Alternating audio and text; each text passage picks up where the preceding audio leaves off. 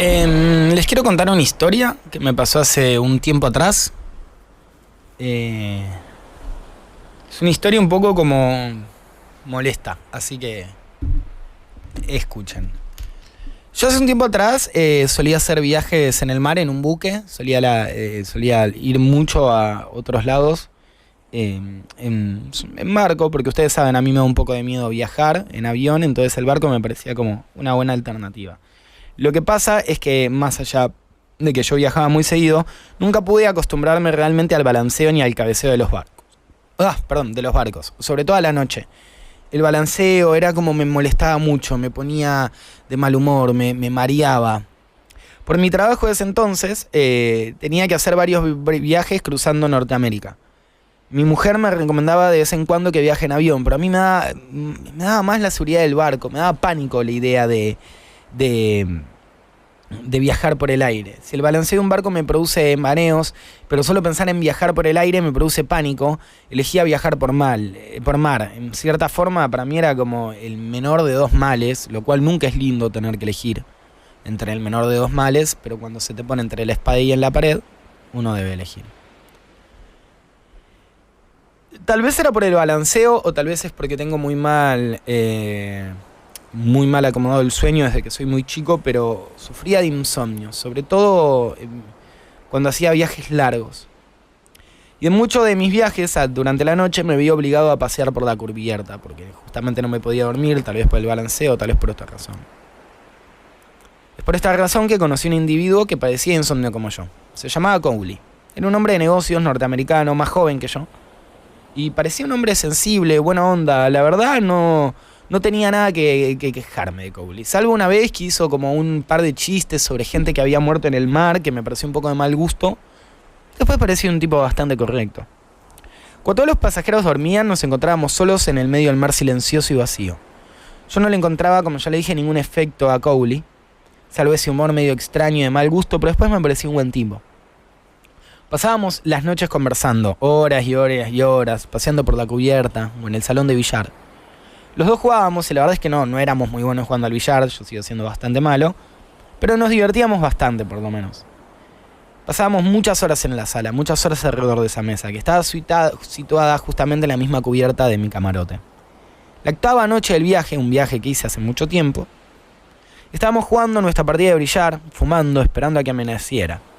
Era una noche fría y ventosa, el viento helado y húmedo pasaba por encima de las olas, por lo que cerramos todas las ventanas y puertas del salón.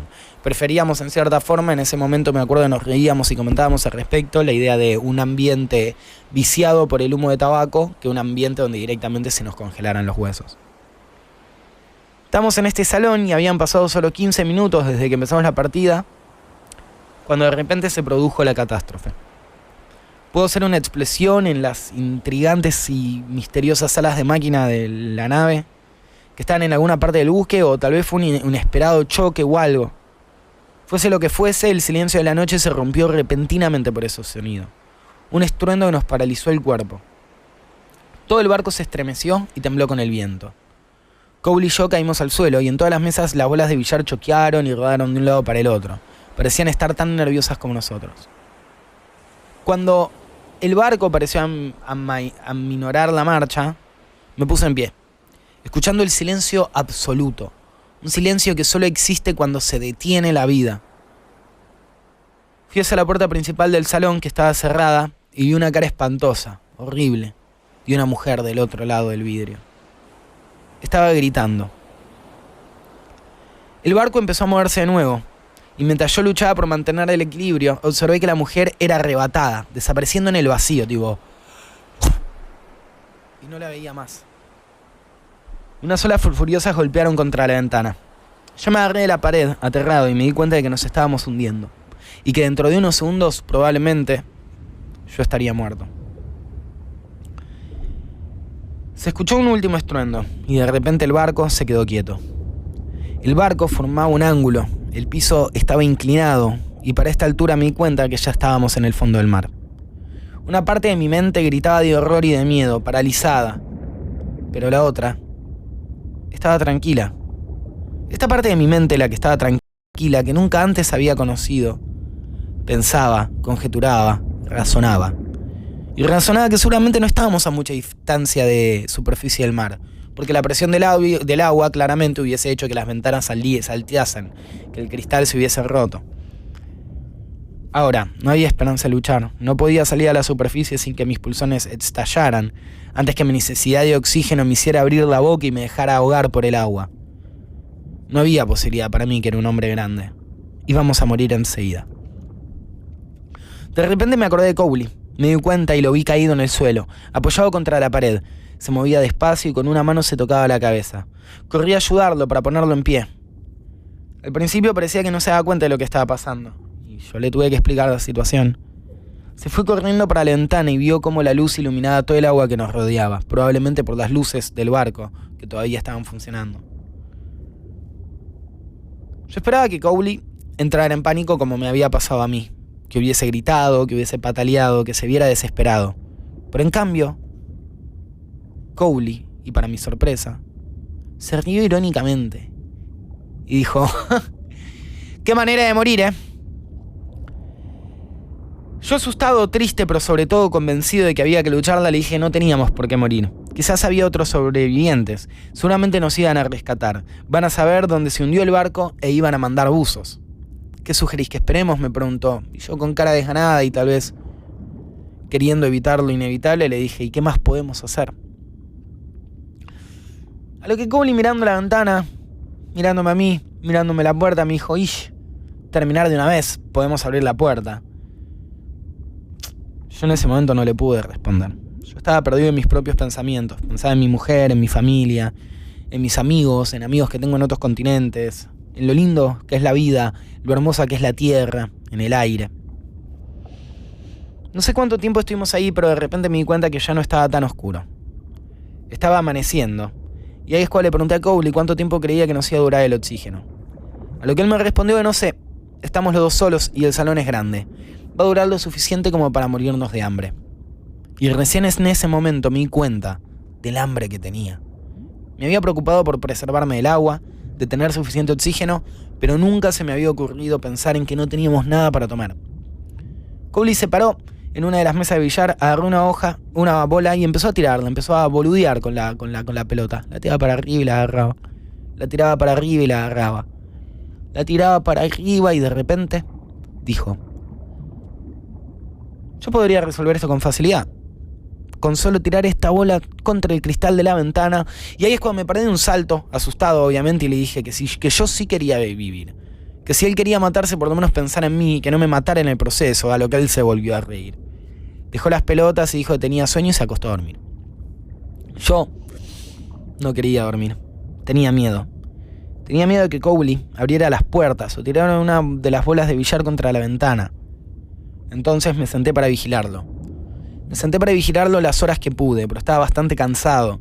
Habíamos estado despiertos hace mucho tiempo y claramente los efectos traumáticos estaban empezando a tomar efectos en mí. Hasta que mis párpados empezaron a cerrarse, y a pesar del miedo, me quedé dormido. Nos despertamos. Cowley decía que tenía hambre. No lo soporto, me decía. Si sigo así voy a perder la razón.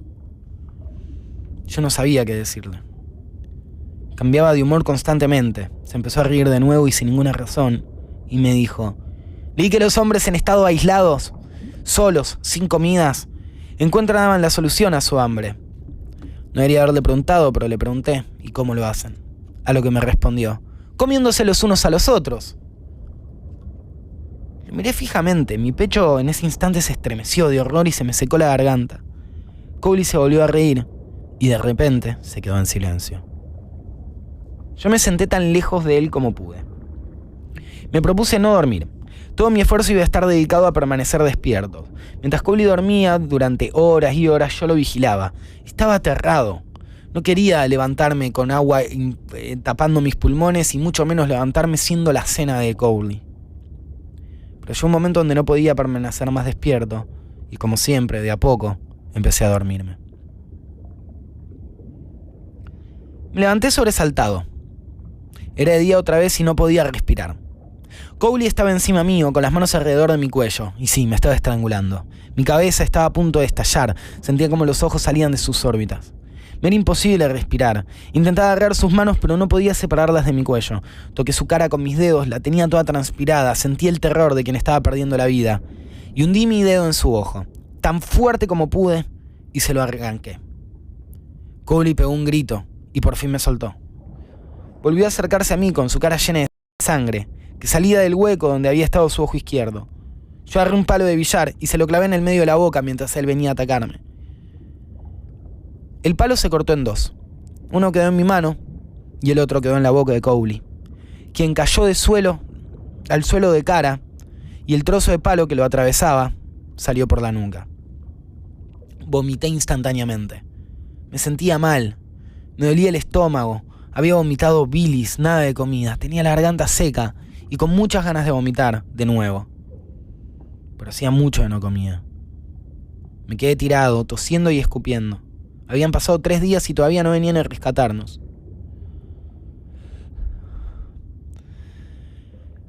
El aire empezaba a escasar y empecé a hablar conmigo mismo. Más de una vez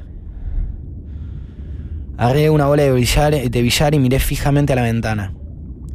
Con cada segundo que pasaba deseaba mi muerte cada vez más. Lo peor de todo, igual, era el hambre. Cowley estaba muerto, se había ido para siempre. Y yo volví a estar muy hambriento. Lo que acabamos de escuchar, de leer, es un cuento que se llama Viaje a la muerte, de Donald Westlake. Gracias. De este hombre, de este papito sexy, atrevido, soñador, que tiene un montón de cuentos de este estilo. Escribió más de 100 novelas y libros de terror y ciencia ficción. Y este relato está bueno porque plantea el límite de la cordura frente a una situación extrema, pero particularmente a mí lo que más me gusta es el setup. Historias de canibalismo en montañas hay un montón. Historias de canibalismo en no sé, una tribu, lo que sea, puede llegar a ver. A mí lo que me gusta es la idea de pensar un barco que está en el fondo del agua y la posibilidad constante de pensar: ¿intento salir o espero hasta que me rescaten? Y si espero hasta que rescaten, ¿cuánto aguanto antes de volverme completamente loco? Me parece muy angustiante la idea de quedarte encerrado. Es también una temática de la cual se ha hablado muchísimo en literatura. De hecho, no me acuerdo bien cómo se llama la obra en la cual está basada el capítulo de Los Simpsons del señor Burns y Homero que se quedan en la cabaña, pero es una obra literaria muy conocida, donde justamente es... ¿Vieron esa terminología actual que hay que es tipo, nos desconocemos? Bueno, esto es desconocerse realmente. Hay algo terrorífico en la idea de que un humano pierda la cordura y se comporte de una forma totalmente impredecible frente a uno que da mucho miedo. En el cuento largo, porque nosotros siempre acortamos estos relatos para poder hacerlos acá en radio, porque si no tardaría un montón y no sería tan divertido, aunque algunos lo dejamos enteros. En el relato cuenta muy bien el miedo que le da al narrador la otra persona. Y cómo la otra persona empieza muy bien, porque bueno, está siendo irónico, está siendo gracioso en una situación totalmente tensa, pero cuando empieza a tener hambre, se empieza como a desfigurar su razón, empieza a ser otra persona. Y eso da miedo en serio. Estar en una habitación de 3x3 con una persona que no conoces tanto, pero que de a poco te empieza a dar miedo, es muy fuerte. Está bueno el cuento, no es mucho más de lo que leí, se llama Viaje a la muerte, si lo quieren buscar, de Donald Westlake voy a decirle, pero andá a saber bien cómo es el apellido. Vale la pena, un cuento de terror en soledad, entre la inmensidad del mar y el encierro de un barco tapado por el agua, una situación de incertidumbre y sin ningún tipo de esperanza, y sin embargo esa pulsión de vida que pareciera ser que hagas lo que sea antes de morir o de rendirte. Queda abierto el interrogante, lo cual para mí es divertido, de si se lo come o no. Al mismo tiempo a mí me hubiese gustado que cierre el cuento de alguna forma u otra. Si se lo comía estaba bien, si se dejaba morir estaba bien, se lo venían a rescatar medio pete, pero bueno, podía ser. Pero a mí me hubiese gustado un poquitito más, como yo tenía demasiado hambre y decidí ir a por su cuerpo. ¡Bum! Y te querés matar, ¿entendés? Como no, pero qué sé yo, está lindo. Nada, son estos momentos donde nos gusta compartir historias... No sé si de terror, pero sin lugar a dudas incómodas con todos ustedes. Sin embargo, vamos a sacarnos esta onda que nos dejó encima escuchando a Denzel Curry haciendo Black Balloons, que es un temón divino y que en cierta forma puede ponernos de buen humor ante la traumática experiencia por la cual tuve que pasar hace un montón de años en este universo ficticio. Es Denzel Curry haciendo Black Balloons.